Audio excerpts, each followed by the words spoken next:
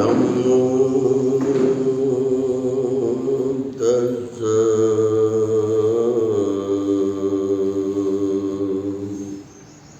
भगवतो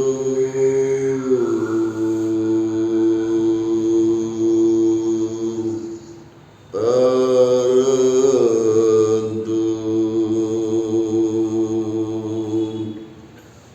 सम्मा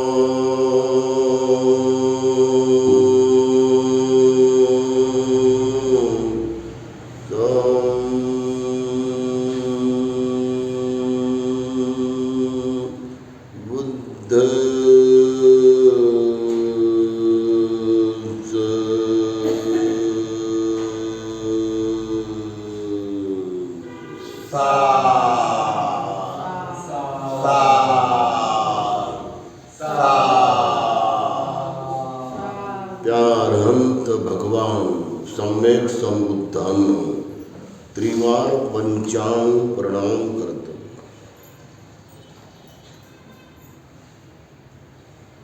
मनुष्य मनाला बलवान करण्यासाठी आणि मनुष्य मनाची खरी प्रगती मनाच्या बलाची होण्यासाठी आणि मनाच्या सामर्थ्याला जागवण्यासाठी व जे सुप्त गुण आहेत बोधीचे त्या सर्व सुप्त गुणाला खूप चांगल्या प्रकारे प्रबलन येण्यासाठी उध्वगामी होण्यासाठी भगवान बुद्धांनी 10 प्रकारच्या स्मृती बलांचा मार्ग सांगलेला आहे, ज्याला आजही लोक करून त्या लेवलला त्या उंच पदाला जात आहेत. मनाची प्रगती ही आपण स्वतः केली पाहिजे. आपोआप प्रगती होत नाही. वाचन करून चिंतन करून मनाची प्रगती होत नाही. वाचन करून चिंतन करून फक्त बुद्धीचा विकास होतो, ज्ञानाचे वलय वाढतात, कल्पना वाढते. पण मनातल्या सर्व सामर्थ्याला, मनातल्या सर्व बलाला, आध्यात्मिक म्हणजे मानसिकतेच्या सर्व अंगाला उमलण्यासाठी या 10 प्रकारच्या स्मृतीला आपण पुन्हा पुन्हा केलं पाहिजे. धम्मजीवन मार्गामध्ये सफलता मिळण्यासाठी आणि धम्मजीवनाचं वर्चस्व आणि प्रभाव आपला सर्वत्र लोकांवर येण्यासाठी आपण या 10 स्मृती बलांना एकसारखं कधी संध्याकाळी, कधी सकाळी, कधी दुपारी जेव्हा वेळ मिळेल त्यावेळेस आपण त्यामध्ये एकसारखं डुबलं पाहिजे. कोणते ते 10 स्मृतिबल आहे? बुद्धानुस्मृती आहे, धम्मानुस्मृती आहे, संघानुस्मृती आहे, मरणानुस्मृती आहे, कायानुस्मृती आहे, वेदनानुस्मृती आहे, चित्तानुस्मृती आहे, धम्मानुस्मृती आहे, अनापानुस्मृती आहे. आणि त्याशिवाय आपण या जन्माचा जो शेवट आहे तो मृत्यूमध्ये होतो, ते मृत्यूची सुद्धा स्मृती आहे, म्हणजे मरणानुस्मृती.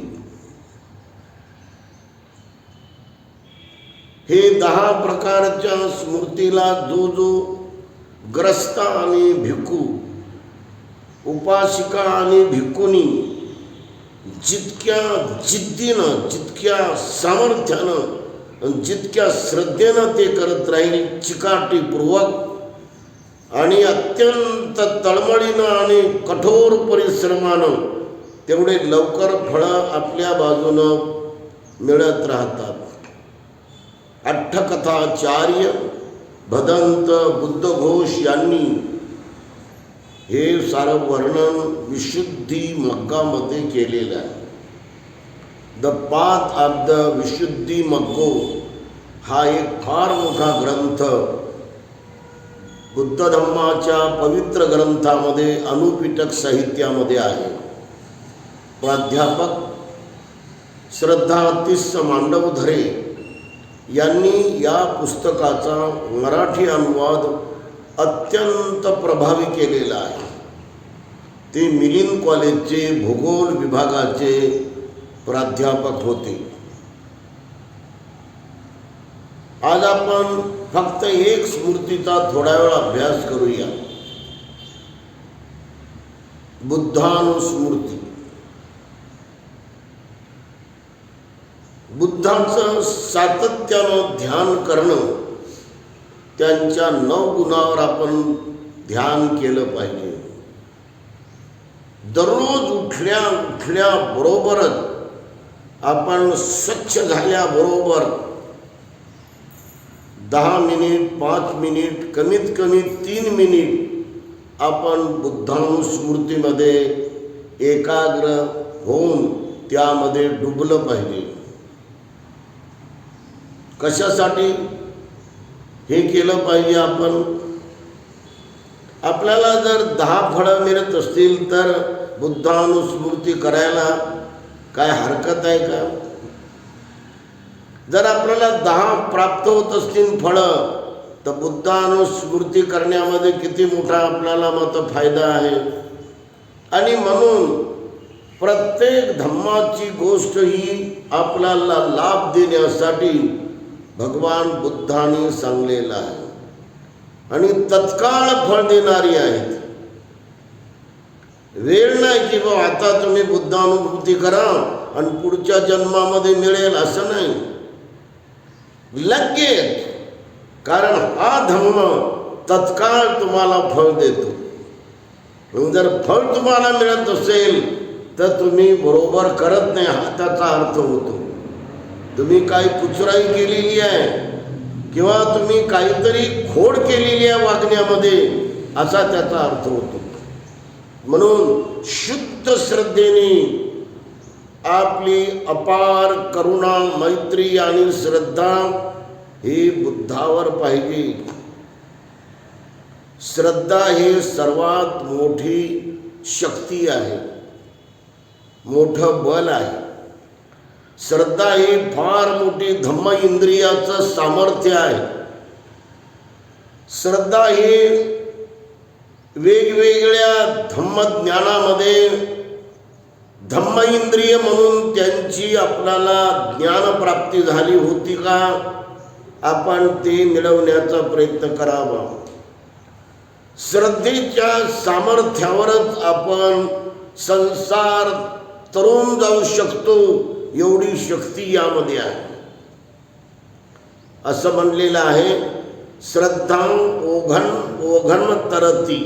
म्हणजे श्रद्धेच्या सामर्थ्यावर हा जो ओघ आहे म्हणजे लोंढा आहे संसाराचा, तो आपल्याला तरून जाता येतो, पार करता येतो. म्हणून तुमची जर तीव्र श्रद्धा आहे तर तुम्ही आपण बुद्धावरती दररोज 10 मिनिट 5 मिनिट कमीत कमी 3 मिनिट पण ध्यानस्थ झालं पाहिजे, ध्यान केलं पाहिजे.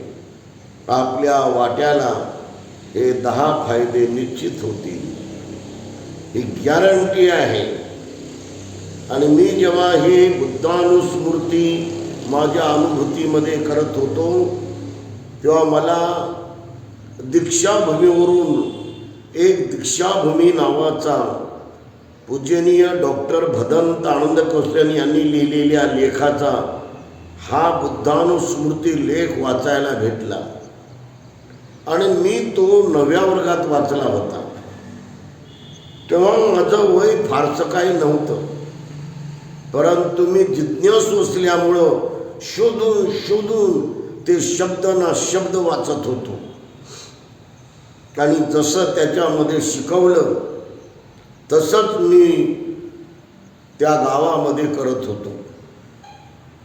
ते गाव होतं मुळावा, तालुका उमरखेड, जिल्हा यवतमाळ. तर बुद्धानुस्मृती केल्यामुळं मला जो फायदा मिळाला ते तुम्हाला मिळू नये का? तर मला पहिला फायदा मिळाला, मी निर्भय झालो. मला कोणतंच भय असं झपाटून येत नव्हतं की मला हे भय लागू लागलं म्हणून. नवव्या वर्गामध्ये काय असते माणसाचं वय, 10व्या वर्गामध्ये काय असते, किती माणूस भित्र असतो. परंतु मी 9व्या वर्गात 10व्या वर्गात अजिबात कुणाला भीत नव्हतो. भूताला, खेताला, कुत्र्याला, रानटी जनावराला, रानटी कुत्र्यांना, रानटी म्हैसांना, जेवढे प्राणी आहेत या सर्वांना मात्र मी भीत नव्हतो. रात्री बेरात्री मी जाऊन एकांतामध्ये आंब्याखाला बसत होतो मी. दुसरा फायदा आहे, मन ताजं तवानं टवटवीत आणि जागरूक होते. मन जर जागरूक झालं तर आपल्या मनात कोणी घुसल का? म्हणून बुद्धाच्या 9 गुणांवर आपण जर एकाग्र मन केलं तर एवढी विलक्षण कमालीची मात्र जागृती आणि सजगता वाढत जाते. या सजगतेच्या बळावर, या जागृतीच्या बळावर आपल्या मनाला आपण बरोबर सुरक्षित ठेवतो. मनाला कोणीही मलिन करत नाही, मनात राग घुसत नाही, मनात द्वेष घुसत नाही, मनात लोभ घुसत नाही. आणि समजा एखादा उजागर विकार घुसलाय तर त्याला ताबडतोब आपल्यातून हकालपट्टी करण्याची आपली पूर्ण तयारी असते. जशी पाण्यावर रेघ उडावी असं आपलं चित्त तिथं काम करते. एखादा विकार जरी आपल्यावर उजागरपणे आक्रमण करू लागला तर आपल्या बलानं, आपल्या सामर्थ्यानं, आपल्या सतर्कतेनं, आपल्या जागृतीनं आपण त्याला ताबडतोब आपल्यातून हद्दपार करू शकतो, त्याला पूर्ण हकलून देऊ शकतो आपण. त्याच्या पुढचा फायदा आहे, मन हे दिवसेंदिवस महिनानुमहिने वर्षानुवर्ष निर्विकार बनत जाते, निष्पाप बनत जाते. मला तेव्हापासून एवढं मन माझं निर्मळ बनत गेलं, निष्पाप बनत गेलं, ते आतापर्यंत त्याची कमालीचा विकास होत चालला. एक अनुभव सांगतो, तुम्ही मनानं ऐका बराबर. मला पोस्टामध्ये पाठवलं, त्यावेळेस मी प्री युनिव्हर्सिटीला नागपूरला डॉक्टर आंबेडकर महाविद्यालयामध्ये होतो. प्री युनिव्हर्सिटी नागपूर विद्यापीठामध्ये करत असताना मला पोस्टामध्ये जा म्हणाले बडे भंतेजी, डॉक्टर भदंतानंद कोसले आहेत. आणि तेव्हा माझ्या अंगावर आमच्या भंतेजींनी, भदंत धम्मसेवकजींनी सिल्कचं चिवर दिलं होतं. ते राहतच नव्हतं भेटत, ते खालच घसरायचं. सिल्कचा कपडा राहतो का? तर मी पोस्टातून सारं काम करून बाहेर आलो तर तिथं एक मुलगी होती. हे जसा कपडा सरकला, सरकून वाजला तर त्या मुलीला मात्र कसं तरी झालं. तिने डोळे वटारून माझ्याकडे पाहिलं. मी ताबडतोब मान खाली घातली. इतक्या झपाट्याने बुद्ध दीक्षाभूमीवर बुद्ध निवासात आलो. भिक्खू निवासात येऊन बसलो. मग मी म्हटलं हे दुष्ट मार आहे. डोळे वटारून ती मुलगी पाहत होती. आणि जेव्हा कोणी डोळे वटारून पाहते तर मग साधी गोष्ट नाही ती, ते आपल्यावरती एक प्रकारचा दुष्टमाराचा भडीमार होतो. तर अशा प्रकारे मनुष्य आपल्या स्वतःचा बचाव करतो. हे बुद्धानुस्मृतीचं बळ आहे. त्याच्या पुढचं फळ आहे कमालीचा उत्साह वाढून कमालीचा उद्योग करण्याचा कित्येक पटीनं आपल्यामध्ये भाव वाढतो. 40 पटीनं, 80 पटीनं, 150 पटीनं उद्योगशीलता आणि उत्साहशीलता यामधून काम करण्याची जिद्द वाढते. त्याच्या पुढचा लाभ आहे की आपण हे मनामध्ये जास्त कुणाला घोळत नाही. जसं वाळूवर आपण बोटानं रेग ओढली तर राहते का जास्त काळ? हे लवकर मिटून जाते. अशा प्रकारे चित्त आपलं बनत जाते. कुणालाच मनामध्ये आपण गुंतून ठेवत नाही. कुणालाच मनामध्ये आपण हे घर करून त्याला अस्तित्व देत नाही. हे फायदा आहे. त्याच्या पुढचा फायदा आहे मनाला शांती, सुख आणि आनंद मिळतो. आणि शेवटचा फायदा आहे बुद्धानुस्मृती करणारे लोक. आतापर्यंत मी पाहिले विपස්සना केंद्रामध्ये जे खरोखरच बुद्धानुस्मृती करत होते ते शांत चित्तानं मेले, शांत चित्तानं मरण होते. अशा प्रकारे बुद्धानुस्मृतीचे हे महान फळ आहेत. असे जर फळ आपल्याला मिळाले तर आपण दररोज आणि दररोज बुद्धानुस्मृती करावं ना. तेव्हा आपण सर्वजण जोर द्यावं, असं बसावं, सरळ मान करावी, पाठीचा कणा सरळ करावा, डोळे मिटवावे. आपण इथं 2 मिनिट करणार आहोत. इति विसो भगवान अरहं सम्मा सम्बुद्धो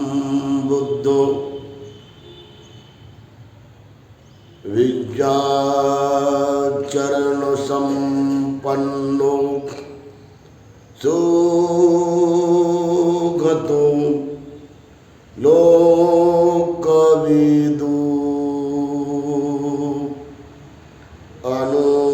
अनुत्तरो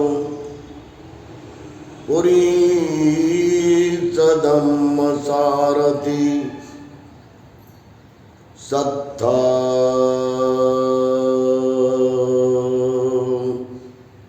देव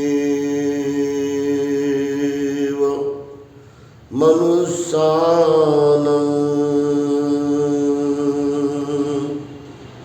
बुद्धो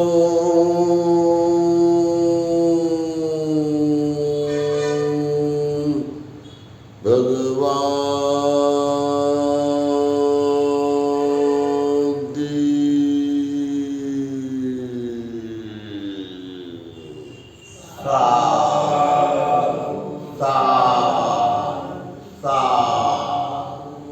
आशीर्वाद.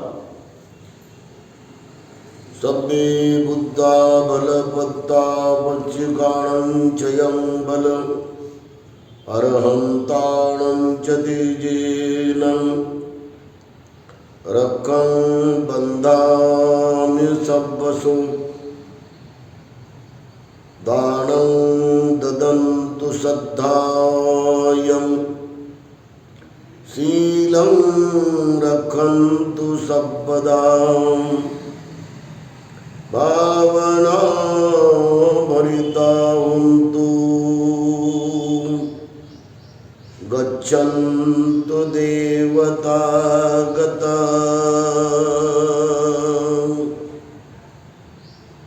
तब्बे सत्ता सुखी हुन्तु सब्बे हुन्तु सुखिनो सब्बे भद्राणि पश्यन्तु मा कञ्चित् दुःखमागमा